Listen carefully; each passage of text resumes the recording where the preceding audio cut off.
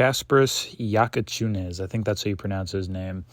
Originally, I was very torn on this draft pick from the Miami Heat, but then I realized, when have the Miami Heat ever failed us in drafting outside of Precious Achiuwa, Justice Winslow, and, those obvious ones, right? Like, Jaime Jaquez was a home run at the time. Khalil Ware is currently a home run. I love Khalil Ware. Pelle Larsson was a steal. Just thinking back on like those recent ones. Nikola Jovic, very much a steal. One of my favorite players in the Miami Heat. Probably my second favorite player on the Miami Heat. And fun fact, I actually went to a Wizards versus Miami Heat game, and I got really up close. Like I was basically there with Nikola Jovic. Like me and him were basically side by side, which makes us like best friends, right? So me and him are like best pals. Like me and him are on like a first name basis because of that, right? As you can see, I got the highlights going on in the background. We increased the budget, but now I'm happy we drafted Kasparas I already forgot how to pronounce his name. Okay, I said it at the start of the video. That's good enough for me.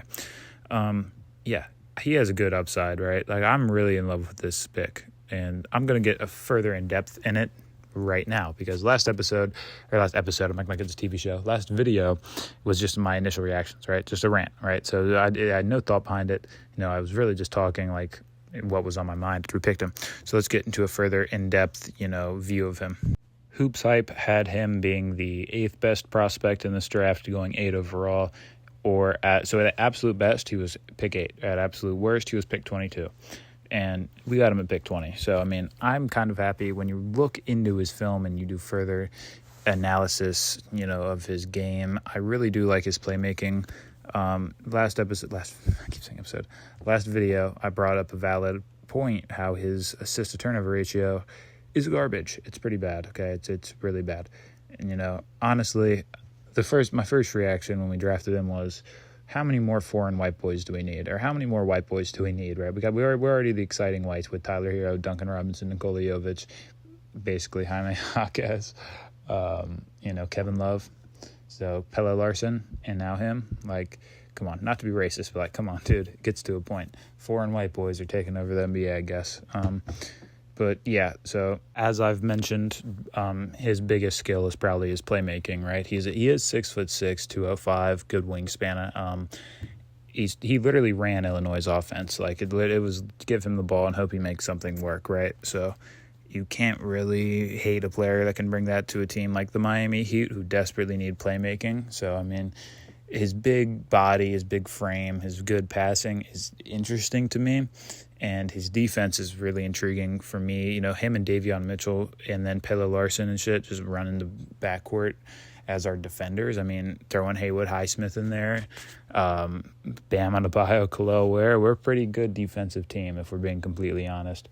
Now, his biggest weakness is his shooting, right? Like I mentioned that last episode, very briefly, he did shoot 32% from 3 on many attempts. He's not shooting 1 3 a game, right?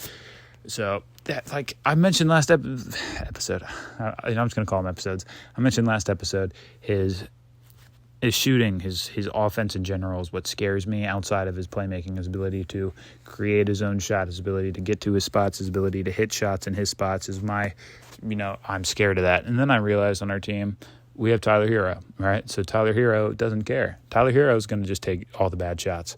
So KJ isn't going to have time to take bad shots. That's my thought process. But even if he's not taking shots, right, he's still going to impact our offense heavily. I really want him to come in and be kind of like a Rajon Rondo, 6'6" Rajon Rondo, who can kind of shoot better than Rajon Rondo. The defense and playmaking is very intriguing, though, because I mentioned I wanted Ben Sahaaf, and Ben Sahaaf is just a shorter, way better playmaker, but just a shorter version of KJ, if we're being honest. He does create offense, though, like I mentioned. He creates it at his own pace, too, which is something we really, really need. We saw that our pace was fucking horrific this regular season, Tyler Hero manning it. So if we have someone who can just be like, whoa, this is us. Kind of like what Jimmy Butler did, where he was like, whoa, this is our game, right? This is our game. That is very valuable. And the pick and roll offense is something we desperately need, and that's something we got here. I think he was probably the second or third best guard at pick and roll offense creation, pick and roll execution in this draft, while Ben Sahaaf was by far and away the best pick and roll executor in the draft. I don't know. I'm happy with this draft. I would say this pick is a solid 9 out of 10. I'd say this is a solid 9 out of 10 pick, right? I feel like he will be the steal of the draft, if we're being completely honest. I don't sound very enthused because I made last episode and I said I'm going to make a video tomorrow. I lied. I'm literally making it like an hour after that episode. I'm making it like an hour after that episode because I did my research on him. Like I said, that first video I did on him was just my initial reactions. That's what I said in the description. That's what I said in the title. My initial reactions. It wasn't supposed to be in depth. Another huge question is his lack of athleticism. All right, like he is more athletic than Ben Sahaf is, but I mean that's not by far. I'd actually say they're on equal level of athleticism when it comes to just like manning the floor, right? Explosiveness, quickness off his feet. According to NBADraft.net, though, his comparison is Austin Reeves and Max Christie. So how are we feeling about that, Heat fans? I believe this pick will be the steal of the draft. At pick 20, he can be Austin Reeves for us, which I don't see that at all, if we're being completely honest. I think Austin Reeves is a much better shooter and shot creator, but NBADraft.net also said that KJ's biggest strength is his three-point shooting, or one of his biggest, and that's just not true at all. Everywhere else is agreeing with me on that. So let me know down below how you feel in this pick, if you think we needed a player like him, because I was originally like a 5 out of 10 on it, and I think that is now a 9.5 or 9 out of 10, honestly. So yeah, that's it for today's video.